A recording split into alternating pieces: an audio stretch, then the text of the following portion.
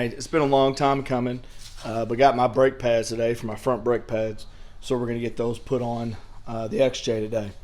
I'll show you how to do that. It's pretty simple. I'm sure you know how to do it, but when you have a couple different Jeeps, several vehicles that you have to keep working on, I'm going to try out a new tool.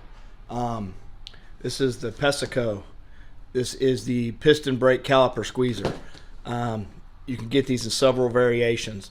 I got mine for the single piston because that's what I currently have on this. They also have a model for dual pistons and heavy duty, but you know, you can actually make either one of them work with either application. You just may have to put it in kind of at an angle or what have you. You know, there's several different processes where you can use a C-clamp with your old brake pad, or you can take two open-end wrenches. But you know, it's just easier to do this. Set up like a caulk gun.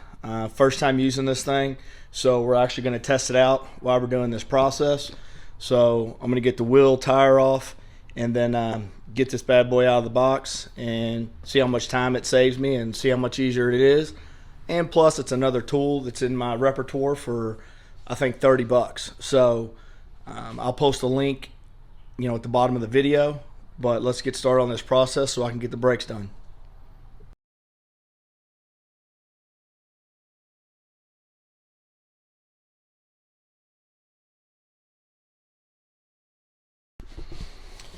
Okay, every vehicle is going to have a little bit different application, but first of all, you want to jack it up, take the rim off, you know, support it, make sure it's good. Simple process is basically you're just going to take your caliper off. On this vehicle, it happens to be 13 millimeter. There's actually only two bolts in the back, one right here on the top, and then one down on the bottom. We're going to back those off. We're just going to put a screwdriver in here, pry that off. Pretty simple process.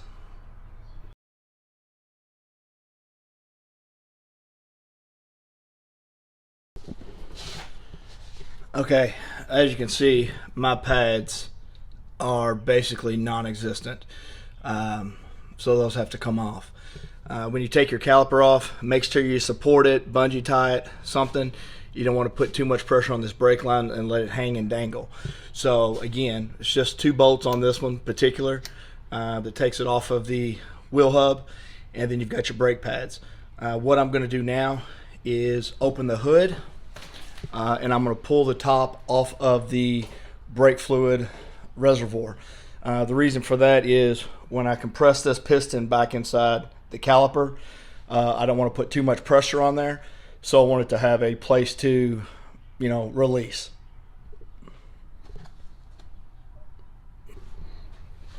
And so what I'm going to do now is just set this up here, get this out of the way, and then here's my brake fluid reservoir. I'm just going to crack the top. That way some of the air has a chance to get out. And then we're going to go down here and take these pads off. As far as taking these pads off, there's a couple little clips right inside this piston. They just pop out. Well, if I can get it out. Alright, there you go. And then here's your actual piston that you have to compress. And then we got to take this one off. It's just got two little clips. You have to pry them somehow and pull those off. I'm gonna have to set the phone down so I can't do it with two hands. Alright, just as a comparison, obviously the one on the right is the new one. The one on the left is the one I'm replacing. As you can see, it's worn down to almost nothing. So definitely a good time to get these replaced. All right, I'm going to set the PESIKO caliper press together real quick. I'll show you how to do that. I'll unbox it and all that good stuff. But this is one thing I wanted to point out. Since this is a single press caliper, right, mine's going to go in straight through here. If you have a dual piston caliper, you'll have one on each side and you'll actually have two grooves. So the other tool you can get would have two pieces. Again, you could make this tool work for either one. You would just have to contort it a little bit, no big deal. But what we're actually going to do is we got to push this back into flush in order to get the new brake pads in.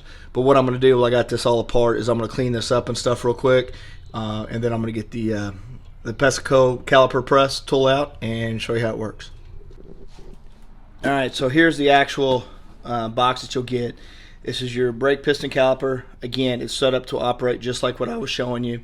I'll put the link in the description where you can get this on Amazon. Again, I think it's like $30.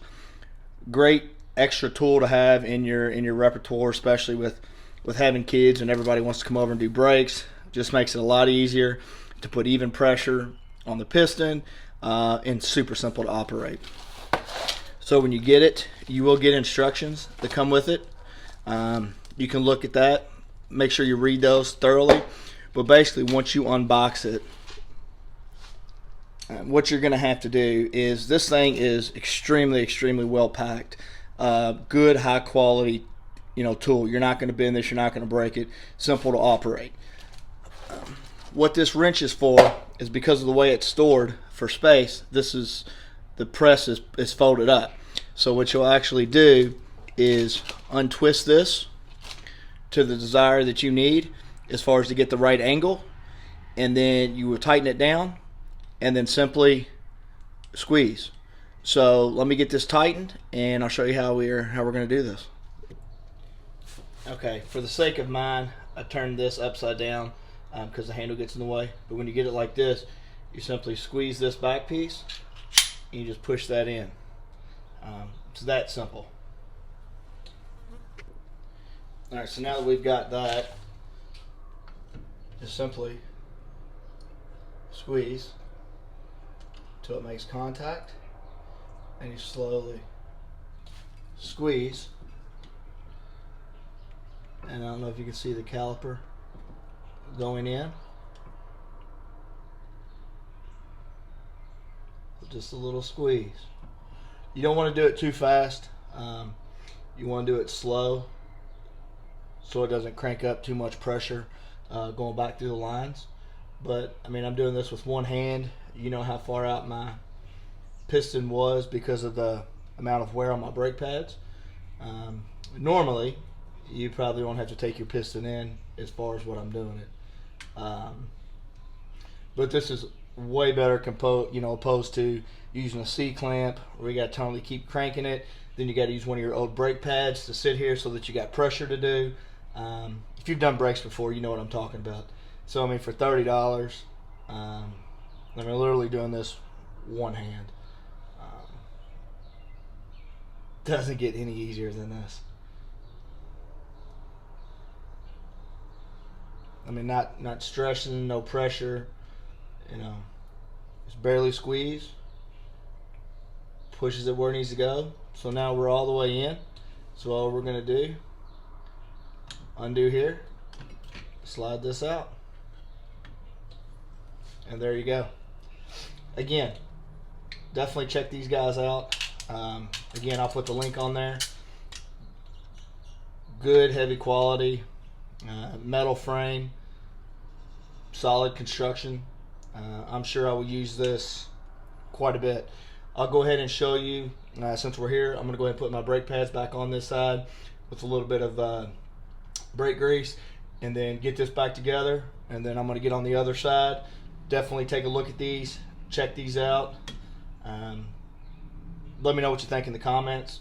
I know people are going to say, well, you don't really need it. That's true, but you saw how simple that made this process.